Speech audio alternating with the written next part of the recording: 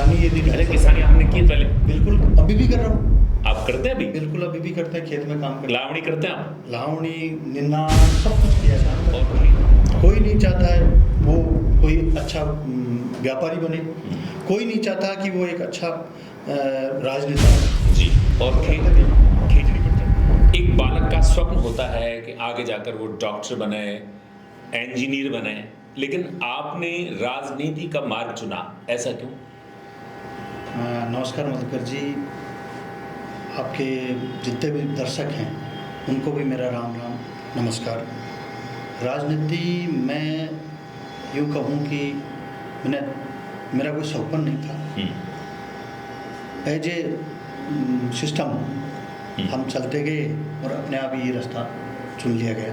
मेरा कोई उद्देश्य ये नहीं था, क्योंकि पारिवारिक पृष्ठभूमि जो मेरी थी वो इतनी अच्छी नहीं थी। परिवार में पहले कोई राजनीति में थे? मेरे पिताजी ऊँट गाड़ी रखते थे, पूरा प्योरली खेती पे हम डिपेंडेंट थे। उनके साथ खेती में हाथ बटोरने का काम करते थे। राजनीति में कहीं दूर तक भी कोई हमारा कोई ऐसा था नहीं, न किसी का, न पिताजी का, माताजी का, किसी का भी, मेरे कोई परिवार में, रिश्तेदारी में कहीं कोई राजनीति में नहीं था। उनका कोई स्वप्न तो रहा होगा? उनका सपना ये था कि ये थोड़ा सा पढ़ ले, नौकरी लग जाए, बस सरकारी नौकरी लग जाए, बस सरकारी नौकरी लग जाए और अपना गुजारा निकाल ले। इतना सा उनका सपना था, इसलिए उन्होंने मुझे पढ़ाया। उनकी इच्छा थी कि पढ़े, अच्छी कोई नौकरी मिले और अपना घर परिवार और अपने को भी संभाले। प्रारंभिक शिक्षा आपकी कहाँ हुई? मेरी प्रारंभिक शिक्षा मेरे पास में संतोषपुरा में, अपन धोद रोड पे जाते हैं तो संतोषपुरा गांव में स्कूल खुली थी उसी टाइम जी। तो उस टाइम पे सबसे पहले मेरा वहाँ एडमिशन करवा दिया।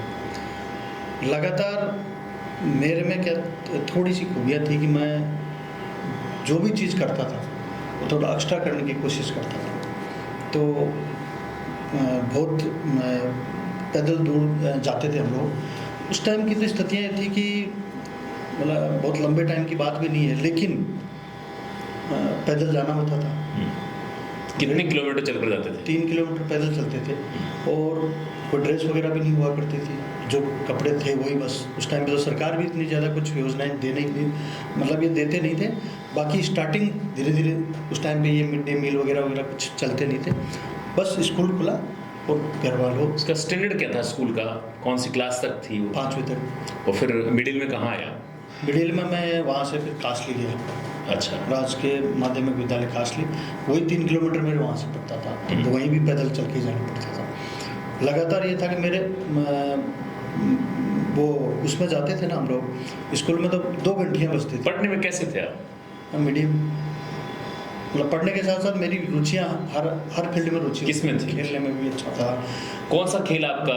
मैं स्कूल में मैंने कबड्डी और खो खो खूब खेला, फिर उसके बाद कॉलेज भी खेला और नेशनल तक खेला मैंने। कबड्डी नेशनल खेला, अपना इसके कॉलेज की टीम का कैप्टन भी मैं रहा।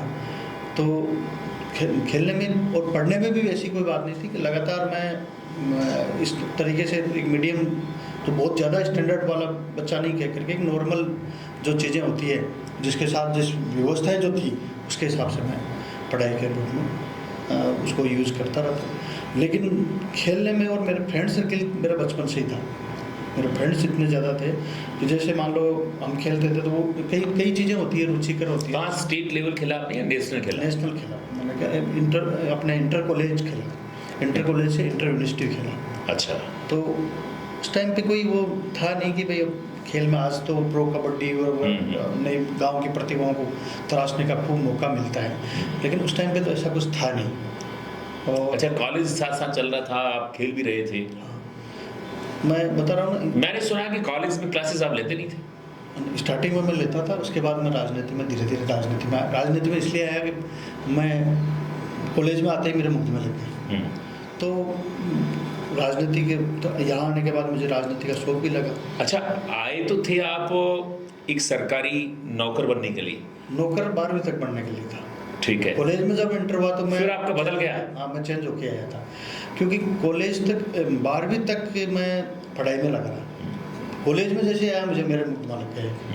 मुकदमा लगते ही मेरे को ये लगा कि मल्हार प्रोग्राम होता था, आपको भी पता, आप भी बिल्कुल, रहे बिल्कुल। थे। तो मल्हार प्रोग्राम में हमेशा उस टाइम पे दंगा हुआ करता था, और वही था कि मैं भी उसी के अंदर था, और एक मामले को लेकर के मैं उसमें था भी नहीं। अच्छा, ज़बरदस्ती मेरा नाम आ गया और मैं मेरे मुकदमा में नाम लगा। ये पहला मुकदमा था आपका? पहला मुकदमा था। उसके बाद जब ये लग गया कि मुकदमा लग गया, तो अब तो नौकरी तो मेरे दिमाग में ही हो गया, अब नौकरी तो लगनी नहीं है। अच्छा, घर वालों को पता लग गया कि भाई मुकदमा दर्ज हो गया? घर वालों को काफ़ी 3-4 रोज़ 5 रोज़ बाद में पता लगा, तो उनको खूब टेंशन हुई कि अब तो मुकदमा लग गया। अपन ये चाहते थे कि भाई ये पढ़ाई करे, और ये तो गलत रास्ते पर चला गया। वास्तव में उस टाइम पे मुझे भी लग रहा था कि मैं गलत रास्ते पे आ गया। अब क्या है कि अब चल के ये स्थितियाँ आई, परिस्थितियाँ आई, जितने भी मेरा फ्रेंड सर्किल है, उन सब के माध्यम से जिस तरीके से आज जिस मुकाम पे आया हूँ, अब तो सबको ये लगता है कि नहीं ठीक था। अच्छा, अब लगता है? हाँ, चेंज होते गए रास्ते। लेकिन उस टाइम पे तो स्थितियाँ ये थी कि पता नहीं क्या हुआ। ये मुकदमा लगना ज़रूरी था? ज़रूरी तो नहीं था, क्योंकि मेरे भी यही सपना था कि मैंने एग्ज़ाम के लिए, या यूँ कहें कि अब नौकरी के लिए मैंने एक बार फॉर्म भरा था। अच्छा, सिर्फ एक ही बार फॉर्म भरा। नहीं, अब लग रहा है ना कि अगर तब मैं सरकारी नौकर बन जाता। अच्छा, हुआ मैं राजनीति में आ गया।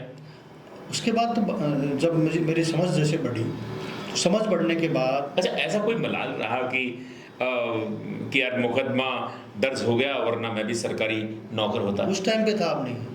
अब नहीं है? अब नहीं है। अब इसलिए नहीं है कि अब मुझे इस बात की खुशी है कि मैं जिस फील्ड में हूँ, और बड़े ही ईमानदारी से और दबंगता के साथ जिस फील्ड में मैं काम कर रहा हूँ, मुझे पूरा गर्व है अपने आप पे कि मैं इस फील्ड में हूँ, लोगों की सेवा कर पा रहा हूँ, और लोगों की आवाज़ को बंद करके। लेकिन आज भी अभिभावक बिल्कुल नहीं चाहते कि उनका बेटा, उनकी बेटी आगे जाकर नेता बने। आज की परिस्थिति यही बड़ी चिंताजनक है मधुकर जी, कि हर व्यक्ति अपने बेटे या बेटी को कलेक्टर बनाना चाहता है।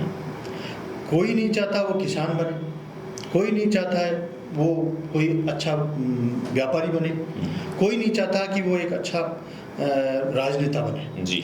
लेकिन सब ये चाहता है कि मेरा बेटा कलेक्टर। जबकि आपने 3 चीजें बताई, किसान, व्यापारी और नेता, ये रीढ़ मानी जाती है। रीढ़ मानी जाती है देश की, ये मान लो भविष्य। बिल्कुल। मेरा ये मानना है कि ये तीनों फील्ड में करना चाहिए। किसानी यदि अरे, किसानी हमने की पहले? बिल्कुल, अभी भी कर रहा हूँ। आप करते हैं अभी? बिल्कुल, अभी भी करते हैं, खेत में काम करते हैं। लावणी करते हैं आप? लावणी, निन्नाण, सब कुछ किया है मैंने। और करते भी हैं। खेजड़ी पर चढ़ते हैं आप? खेजड़ी में मतलब खूब ज़्यादा, खेजड़ी काटने का काम भी खूब किया है। ऐसा कोई काम नहीं बचा, मतलब मजदूरी भी की है मैंने तो। कहाँ की?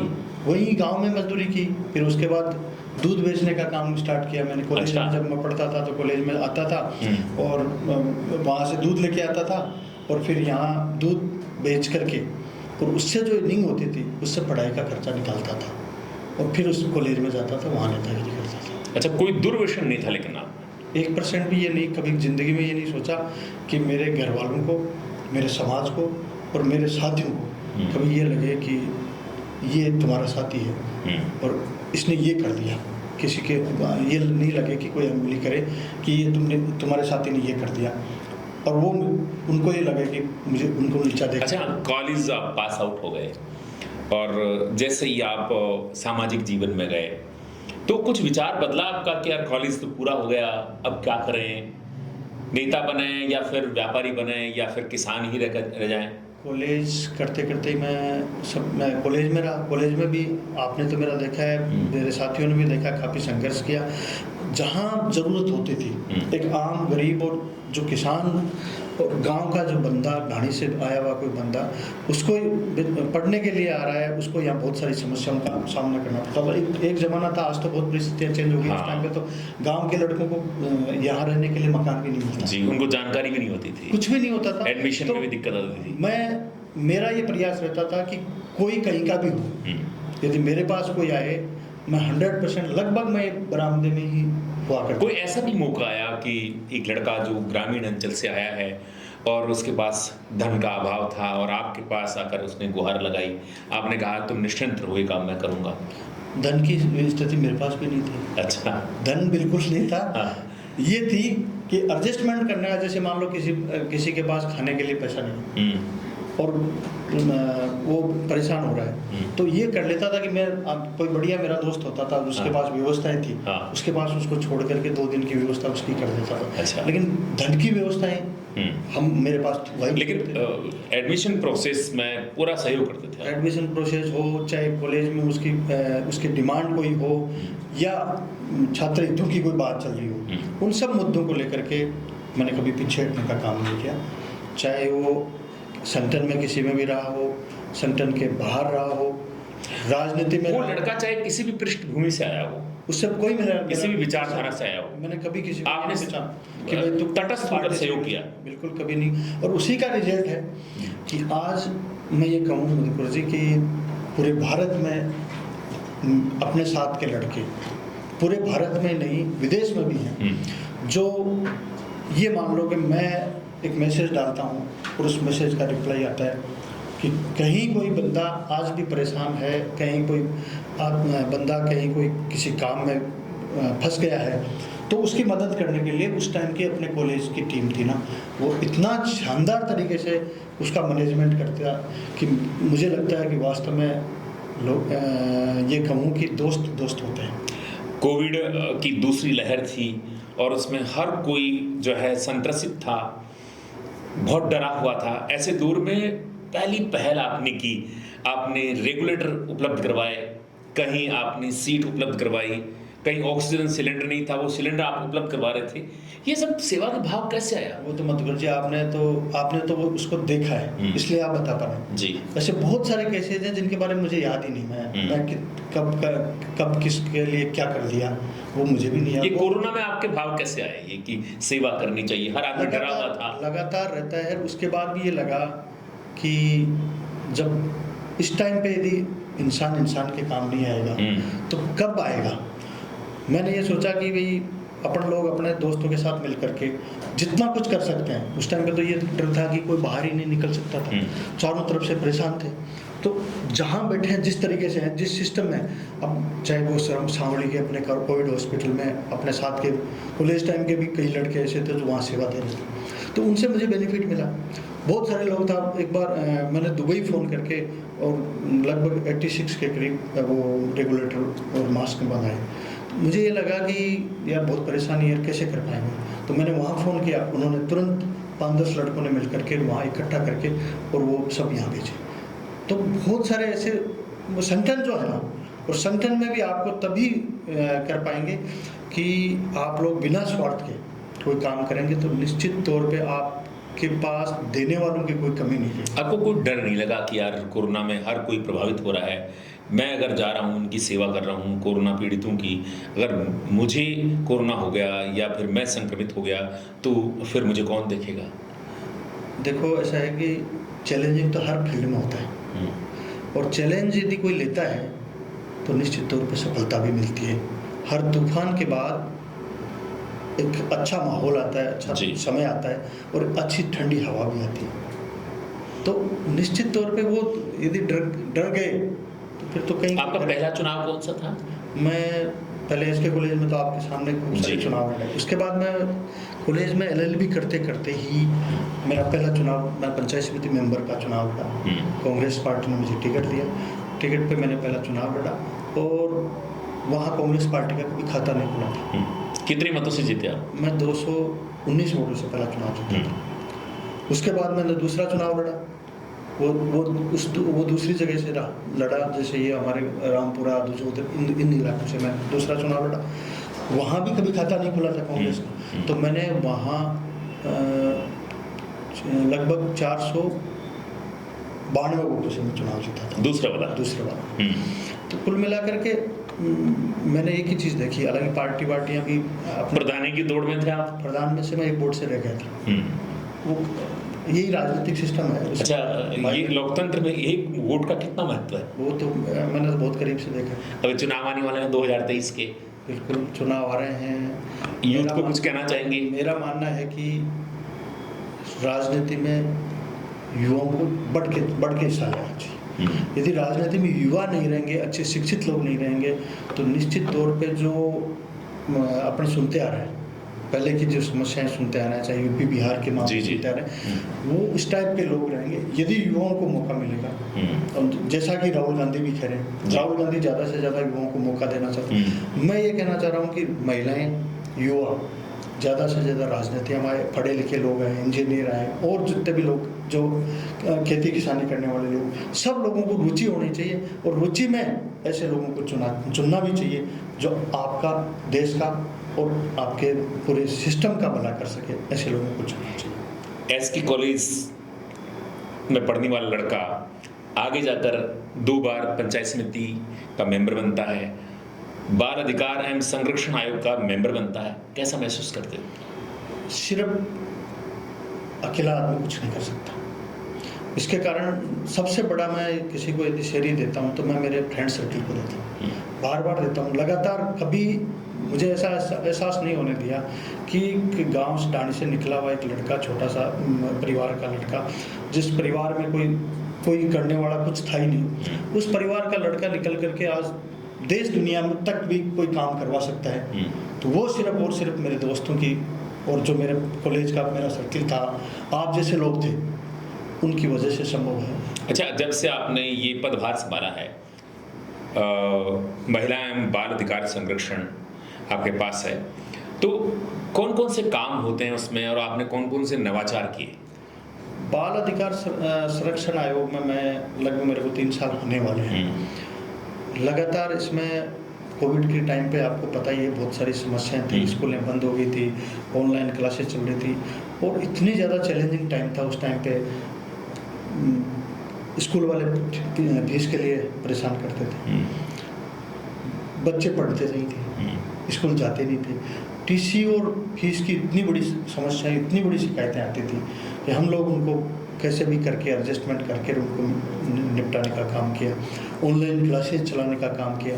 ऑनलाइन क्लासेस से दुष्परिणाम, वर्तमान परिस्थिति में मोबाइल के दुष्परिणाम आप सबके सामने। तो मैंने ये भी सुना है कि जब आपने अभिभावकों के साथ आप खड़े थे, तो कुछ निजी शिक्षण संस्थान के जो डायरेक्टर है वो आपसे खफा हो गए?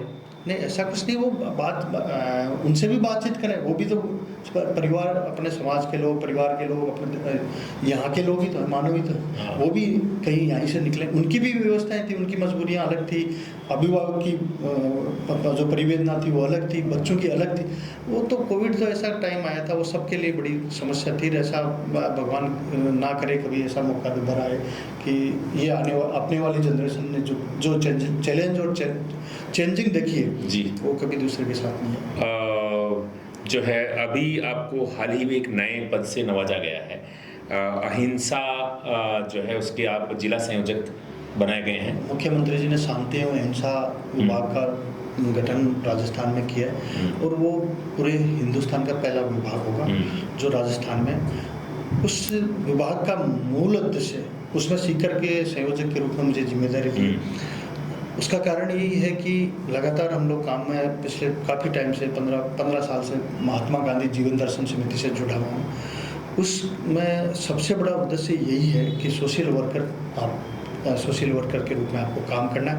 अब चूँकि विभाग बन गया है, और विभाग में ये है कि गवर्नमेंट के सपोर्टिंग में आपको एक काम करना है जी, तो निश्चित तौर पे सरकार की जो योजनाएं उनको आम जन तक कैसे पहुंचाया जाए, कि गांव डाणी के जो लास्ट छोर पे जो बैठा है उस आदमी तक वो योजनाएं कैसे पहुंचे, और उस योजनाओं को पहुंचाने के लिए हमने एक पूरा टीम तैयार कर रहे हैं, जिसमें हम लगे हुए हैं। काफ़ी हद तक हमने सफलता भी प्राप्त कर ली है, और आगे भी हम 2-2 लोगों की गांव स्तर और बूथ स्तर तक कोशिश कर रहे हैं कि वो टीम बने, और वो आगे जाकर के गांधी प्रेरक के रूप में पूरे जिले में, पूरे राजस्थान में काम करें। जी, ये यात्रा यहाँ तक तो पहुँच गई है।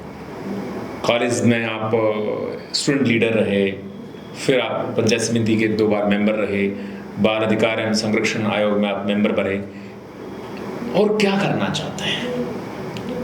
कोई हसरत ऐसी है आपकी?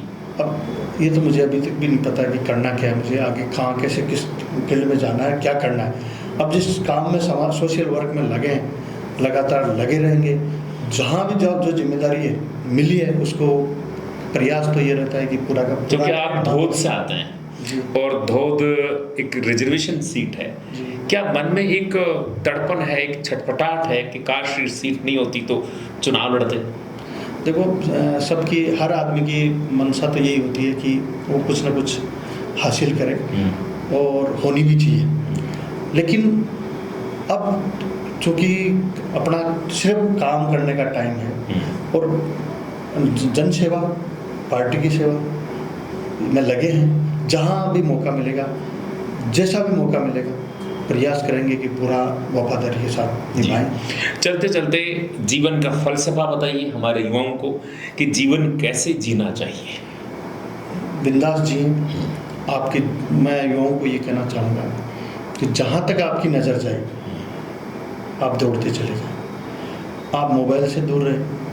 वर्तमान परिस्थिति में जो सीकर और कोटा के रूप में जो इस फील्ड में मैंने जो काम देखा है जी, 1% सफल होते हैं, 50% ऐसे बच्चे भी हैं जो बिगड़ के चले जाते हैं, सुसाइड भी कर लेते हैं। सुसाइड केसेस भी बहुत सारे आते हैं। तो मैं ये कहना चाहूँगा कि बच्चों, ये जो इम्तिहान आपकी जो लग रही है वो आपकी लास्ट इम्तिहान नहीं है। ज़िंदगी की बहुत सारी परीक्षाएं आपको पास करनी है, बहुत सारी परीक्षाओं में आपको सफल भी होना है। इसलिए कभी किसी एक परीक्षा के लिए आप हताश नहीं हो। आप अपना जो हौसला है वो नहीं छोड़ें। और मैं तो यही कहूँगा कि देश सेवा में, समाज सेवा में जहाँ भी मौका मिले, और इस तरीके के जो आज के संस्कार जो मिल रहे हैं बच्चों के, माता पिताओं को और अभिभावकों को मैं ये कहना चाहूँगा कि अब बच्चों को संस्कार नहीं मिल रहे हैं। जी, संस्कारित बच्चे हो। आज भी ऐसे बच्चे, मैं मेरी बता दूं कि कॉलेज में खूब बार टीचर और हमारे होटो के हो सकते हैं, किसी मुद्दों के लेके होते हैं, लेकिन तय है कि उसके बाद अब उनको सम्मान करना ही है। दूसरे दिन वो मिलते थे तो मुझे वो ही करना था कि मैं उनके धोखा खाऊं। और आज भी वही है। कम से कम यदि आप झुक के उनके धोखा खा रहे हैं तो निश्चित तौर पे उनका। पर आज का विद्यार्थी तो समझने लग गया कि ये पेड टीचर है। अगर आप कोचिंग में जाते हैं, उनको पता है कि 5 लाख रुपए माह कमाने वाले हैं और उनको लगता है कि इनको पढ़ना नहीं चाहिए। टीचर और शिष्य का जो चेंजिंग जो देखने को 10-15 साल में मिला है, वही सबसे बड़ा ही कारण है। गुरुकुल के विद्यार्थी हुआ करते थे पहले, और गुरुकुल के विद्यार्थी में जैसे मान लो अपन अर्जुन का उदाहरण मान लो जी, जिसका जैसे भी ऐसे लोग थे कि वो ये कह दिया कि आपको ये करना है। गुरु का भी मतलब वो हुआ करता था, तो गुरु भी वो नहीं रह पा रहे हैं और शिष्य भी वो नहीं रह पा रहे हैं। इसलिए संस्कारित रूप से गुरु का जो वास्तविक महत्व है वो करें। यही मेरा संदेश है। जी, बहुत बहुत धन्यवाद। ये थे शिव भगवान नागा, जो कि राजस्थान सरकार में बाल अधिकार संरक्षण आयोग के आप मेंबर हैं। मैं राजेंद्र मधुकर लेता हूं विदा। बहुत बहुत धन्यवाद। आपने हमको समय दिया, हमारे स्टूडियो में आए। इसी के साथ लेते हैं विदा। Thank you.